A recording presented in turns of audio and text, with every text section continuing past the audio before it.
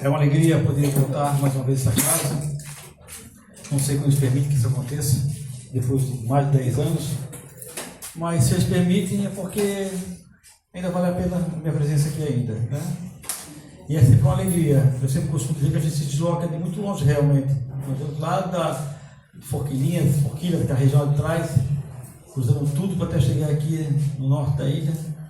Viemos cedo, falava com a minha irmã no caminho, a gente se preocupou em sair mais cedo, saímos lá, era 5h30 da tarde, preocupado com o trânsito, chegamos aqui, era 6h30, para 8 horas estávamos presentes aqui nesse ambiente. Gratidão é a palavra que a gente tem que colocar em prática na nossa vida constantemente. Quando a irmã mencionou a palavra gratidão, e muitos não tiveram a oportunidade de estarmos aqui na noite de hoje, e nós estamos tendo essa oportunidade, eu lembrava de um outro detalhe. Quantos não tiveram a oportunidade de amanhecer nesse plano, nessa dimensão? Quantos não tiveram essa oportunidade no dia de hoje? Quantos já retornaram ao mundo espiritual no dia de hoje? E nós estamos aqui ainda, com uma missão, com uma tarefa, de fazer algo por nós mesmos, na realidade, não pelo outro, mas por nós mesmos. O tema que a gente vai expor um pouquinho na noite de hoje, essa conversa, que não é um palestrante de maneira nenhuma, nem tem essa pretensão, longe de mim, mas a gente estuda um pouquinho do tema espírita e traz algumas colocações sobre um tema para sempre despertar naquele que nos escuta, em nós mesmos na realidade, o desejo de buscar se aprofundar mais. Conhecereis a verdade e a verdade vos libertará, já disse o Mestre Jesus, e é o conhecimento que nos liberta. O conhecimento faz com que a gente caminhe com nossas próprias pernas, e não porque alguém diz que temos que caminhar. Essa é uma grande diferença na vida de hoje. E hoje a gente observa que pessoas se assumem como pessoas com influência, porque hoje há muita moda de influência, para dizer para milhares de pessoas como elas devem agir, como elas devem pensar, o que elas devem fazer. Nós devemos pensar, nós devemos ser senhores de nós mesmos, na nossa caminhada, na nossa jornada. O tema da conversa é reencarnação. Eu sei que sábado agora passado foi dia 2 de novembro, foi dia de finados, mas é só uma data que os homens colocaram. Eu quero falar sobre vida, eu quero falar sobre a nossa vida, a nossa tarefa, o nosso objetivo de estarmos aqui ainda, porque chegará um momento que nós não estaremos mais aqui.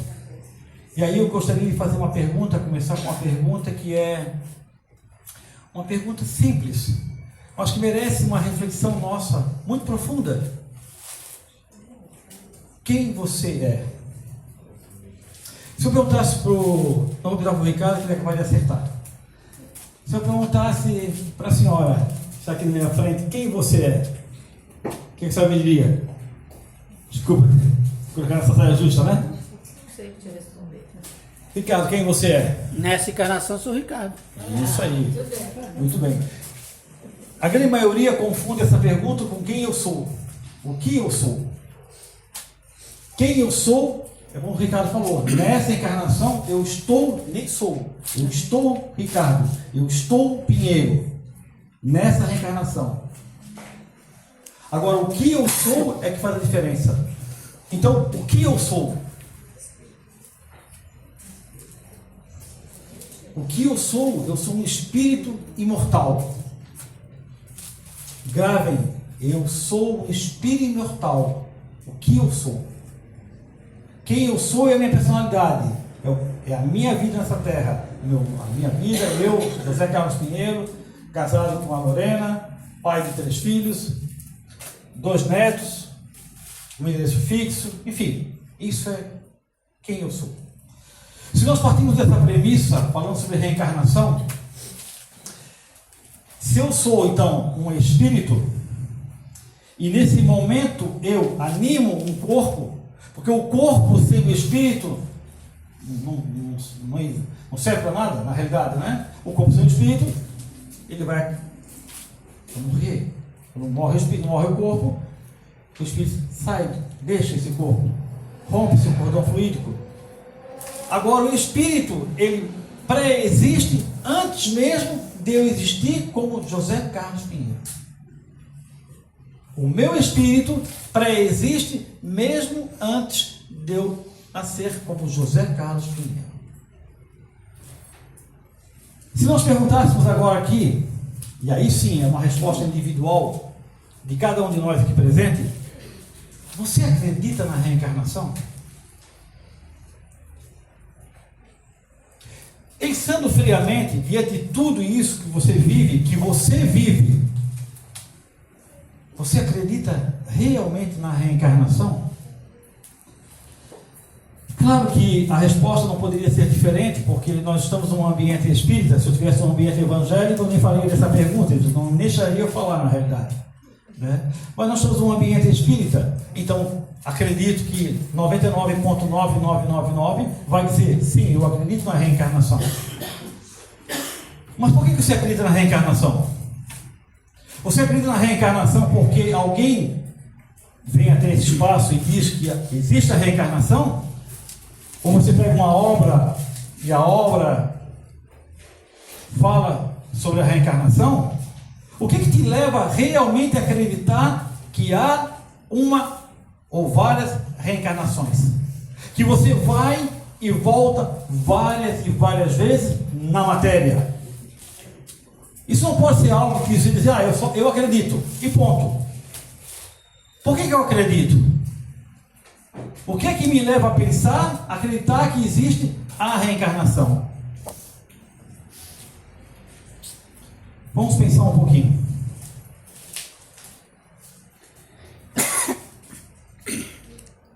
Se a nossa existência fosse única, fosse uma única existência, não a vida. A vida, para nós espíritas, é feita de sucessivas existências. Mas se a nossa vida fosse uma única existência, como poderia então nós, espíritos criados pelo Criador, e aí todo mundo concorda que nós fomos criados por uma fonte divina, alguém nos criou, porque o espírito pré-existe antes mesmo de nós estarmos na matéria, então alguém nos criou. Como justificaria uma única existência na matéria ser somente essa? A dizer se nós iremos para um lugar melhor ou pior no mundo espiritual. Como uma única existência? É uma forma de pensar para justificar acreditar na reencarnação. Porque imagina, eu estou com 61, se Deus quiser, em dezembro. Eu acredito que vou chegar. Acredito. Como pode uma pessoa que vive 60 anos, o tempo todo de experiência, e aquela que vive apenas um dia, uma semana, um mês, 10 anos, ter a mesma experiência na sua vida com aquele que viveu 60? Costumo dizer que se a vida fosse uma única existência, eu preferia viver algumas horas no mundo terreno, algumas horas, do que viver 60 anos. Porque se eu pré-existo como espírito, e aí nós como cristãos acreditamos na vida futura, porque foi o que pregou Jesus, eu preferiria viver somente algumas horas, para não fazer tanta bobagem, que aí eu teria mais chance de ir para o céu e não para o inferno. Concorda comigo? Quanto mais eu vivo, mais chance eu tenho para errar. Então não faz sentido uma única existência. Também não faz sentido pensar que nós poderíamos desencarnar e ficar guardado em algum lugar, esperando o Criador, ou melhor, o Mestre, voltar para fazer separar o joio do trigo de uma única existência. Também não faz sentido. Bom, então a reencarnação existe. Para nós espíritas, pensando rapidamente sobre esse ângulo, ela existe. Ela faz sentido para mim. Não é só questão de existir, ela faz sentido para mim. Entendam? Refletir, faz sentido para mim. Tá, mas se existe a reencarnação, como é que eu volto? Eu volto de qualquer jeito? Então eu desencarno, vou para o mundo espiritual, a dimensão espiritual, fico num local chamado erraticidade. A erraticidade, na realidade, é um local onde ficam os espíritos, se te dizer, todos nós, aguardando mais uma oportunidade para reencarnar. Então nós somos espíritos errantes, estamos na erraticidade, né? Ficamos aguardando para reencarnar. Agora, voltamos de qualquer jeito? Vocês acham que a gente volta de qualquer jeito, gente?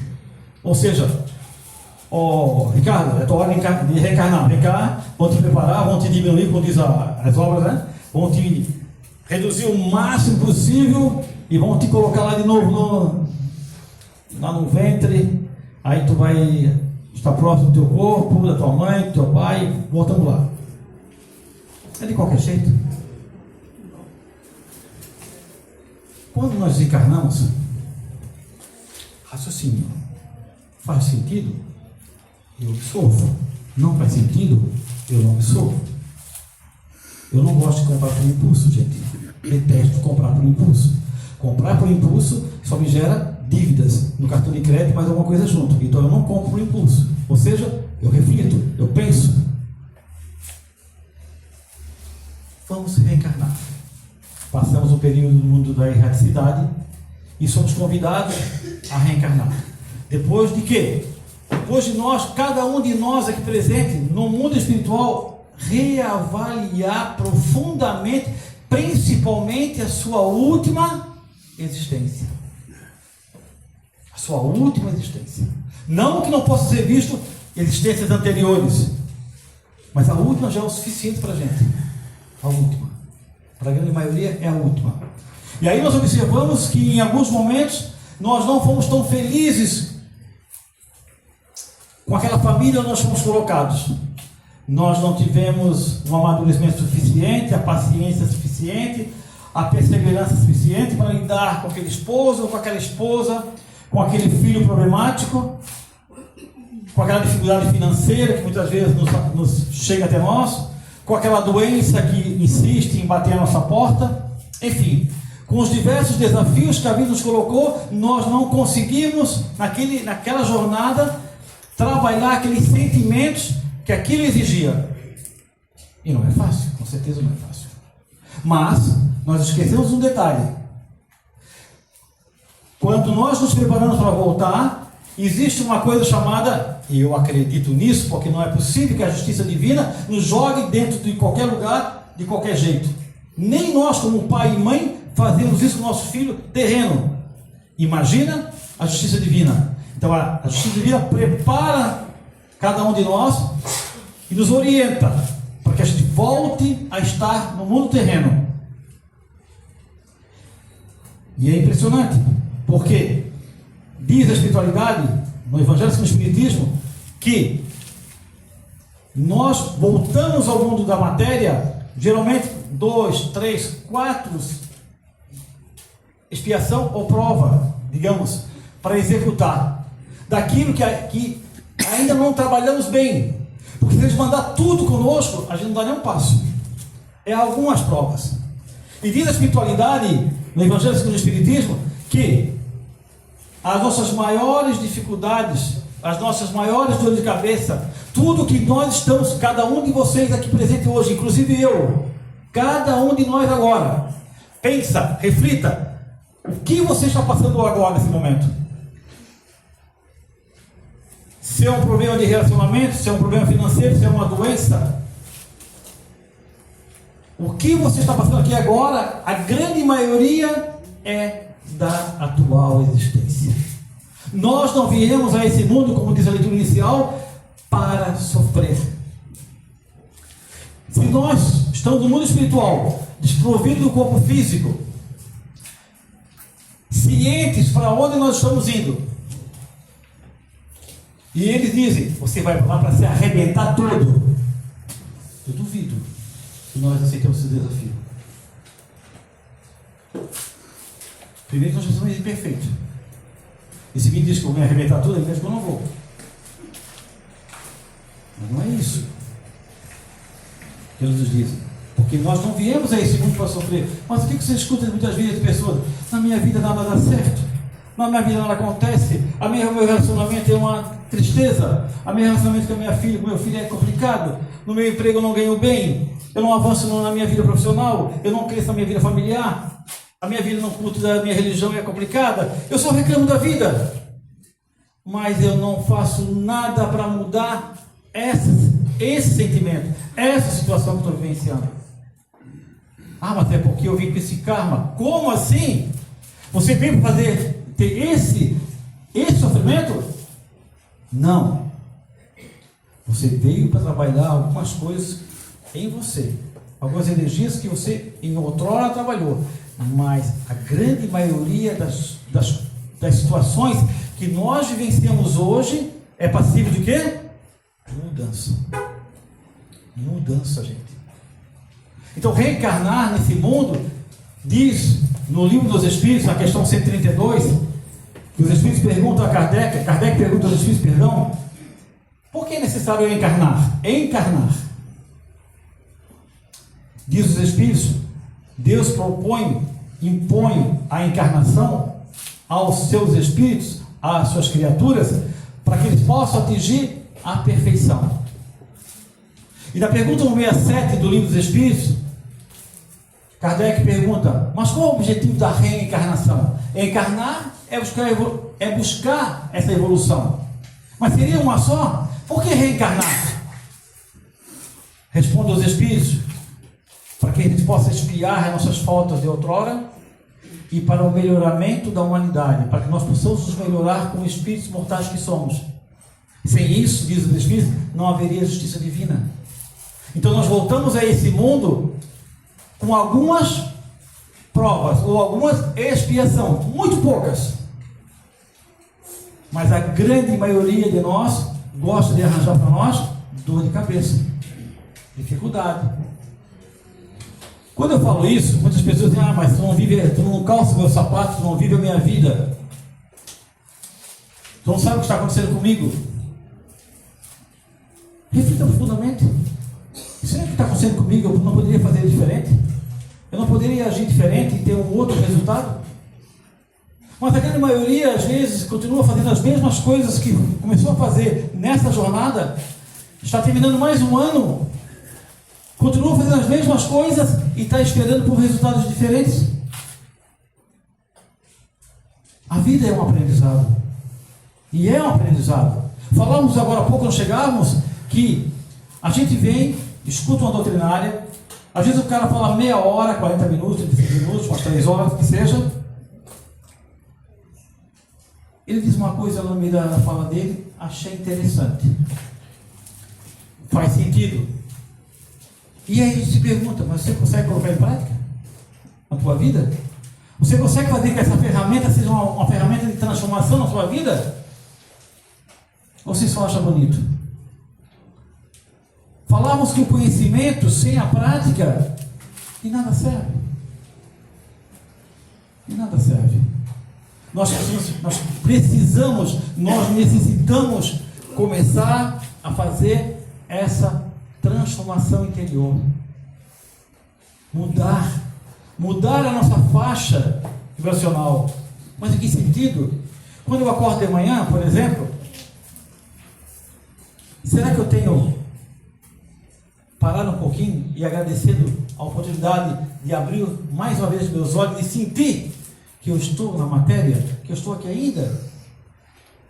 Porque na correria do dia a dia, no automático, a gente vive, a gente pula da cama e quando se dá conta já está na mesa do café, tomando café, e já pega o carro, está saindo.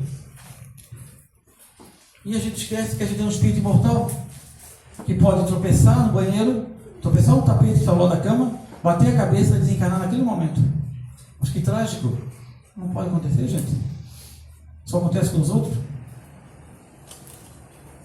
Então nós levamos a nossa vida material de forma achando que é só material. Tem um posicionamento da minha esposa, agora ela para com isso. Mas tu fala muito do mundo espiritual, parece que só fala da morte. Não falo da morte, porque o mundo espiritual não é morte. O mundo espiritual é vida. Só com uma vida diferente, uma vida longe do corpo físico. Então eu não falo de morte, eu falo de vida. Eu falo que a gente tem que sempre lembrar de se colocar na posição também de espírito. Como se faz isso? Através da oração. Porque eu me conecto com o Criador em espírito. Por que a gente tem tanta dificuldade de fazer isso? Porque ainda somos muito materializados, ainda somos muito ligados à matéria. Sim, é necessário também a matéria, senão os boletos são pagos. Mas hoje, já nos preparando, já estamos para encerrar, porque o Ricardo não vai pagar meu cachê se falar mais que meia hora hoje, não tem jeito? Não, ele não tem. E ele trocou o apelido do relógio também, e o relógio está indo mais rápido. Mas hoje nós perdemos um amigo. Um amigo, ele completou 70 anos agora, dia, se não me engano, acho que dia 3 de agosto. Um companheiro de caminhada espírita, de voluntariado, um excelente pai de família, um amigo. Um amigo que era uma pessoa idônea, correta, santo? Não era santo, não era nenhum. E a gente conversava muito sobre a questão da espiritualidade e nos encontramos agora faz 3 semanas, eu e minha irmã, que somos voluntários também no HU, visitando ele no HU, onde ele também trabalhava de voluntário. Ali ele não era o voluntariado, ali ele estava com o paciente. E conversávamos. E percebemos claramente como ele tinha uma ânsia enorme pela vida. Faz 3 anos que ele luta contra um câncer. Já tinha perdido o fígado, não estava mais funcionando, precisava fazer o transplante. Estava na hemodiálise, enfim. Na última quinta-feira ele teve 2 paradas cardíacas de 15 minutos e conseguiram trazer de volta. E aí ele foi para a UTI e faleceu, desencarnou hoje na parte da manhã. Mas por que eu falo isso? Porque ele deixou pegadas. Era santo? Não. Tinha tantos defeitos quanto todos nós aqui temos. Mas na sua caminhada ele se voltou também para esse olhar espiritual. De fazer o bem sem olhar a quem? De cuidar da sua família. Muitas vezes conversávamos sobre relacionamentos familiares e ele dizia: Pinheiro, a maturidade nos traz a segurança de olhar com outro olhar. Em vez de reagir, a gente bebe um pouquinho d'água. Em vez de falar, a gente pensa um pouquinho, segura. A gente não deixa se levar pela emoção facilmente. A gente traz a razão para perto da emoção. Porque quando a emoção quer tomar conta de nós fazemos bobagem. Nós dizemos coisas que a gente não queria dizer. A gente age de forma totalmente errada. A gente pensa totalmente errado. Dizia ele: mas eu quero viver. Eu ainda quero ver. Eu vou fazer meu transplante no final do ano. Isso que bom. Mas o quadro já era complicado. Mas sabe o que mais me impressionou? E eu lembrei com o carinho dele quando eu recebi a notícia hoje de manhã. E orei. E disse para ele: cara, vai em paz, cara. Mesmo pela ansiedade da vida, de viver, aquela coisa que você quer viver aqui, mas vai em paz, porque tu é espírita e tu sabe que o mundo espiritual existe, e que os amigos espirituais, a tua família, os amigos espirituais, a tua sintonia com esses irmãos vão te acolher. Vai em paz, cara.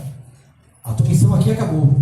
Porque o mais importante de tudo, irmão, é que quando você vai ser sepultado, quando passar um determinado tempo, as pessoas vão lembrar de ti com muito carinho. Sabe o que é mais triste? Nessa jornada reencarnatória que nós estamos, a gente não se dá conta, é que quando morremos, alguém diz: já foi tarde.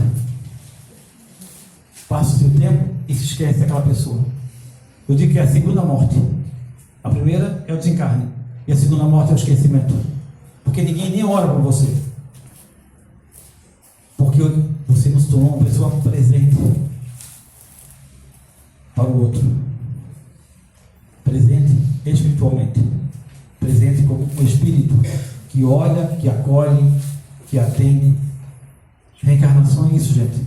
Reencarnação é um processo que a gente vive diariamente, não sabendo se teremos um outro dia, e que nós temos que aproveitar cada dia da nossa jornada para viver o equilíbrio entre ter e ser.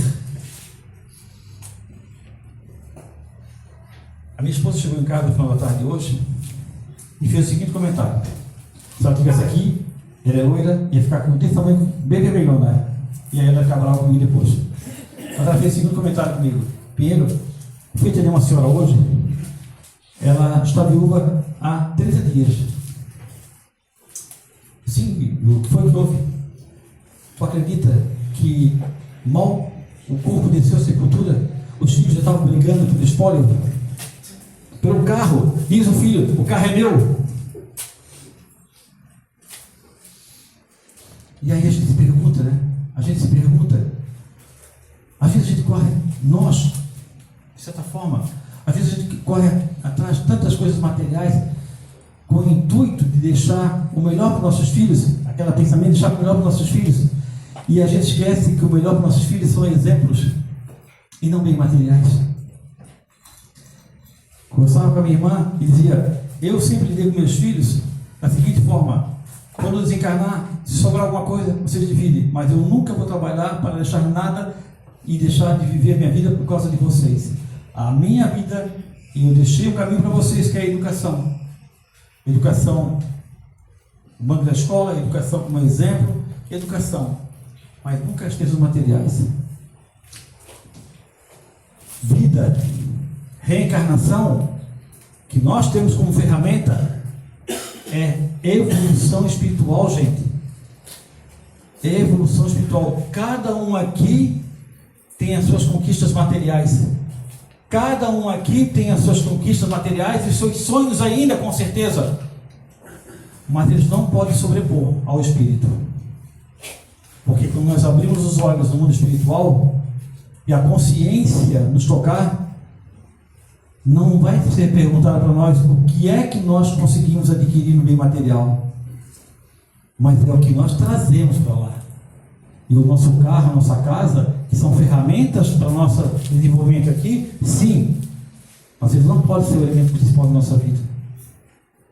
Não pode ser. Então a gente tem que tomar cuidado. Como é que está vivenciado? Como é que nós conduzimos a nossa reencarnação? Põe na cabeça: reencarnação é um processo de depuramento do espírito, que atravessa várias dificuldades que aqui viemos buscar realizar, trabalhando sentimentos, perseverança, paciência, e por aí vai. Tem momentos que a gente cai, mas essa doutrina nos orienta e nos acolhe. Pode cair,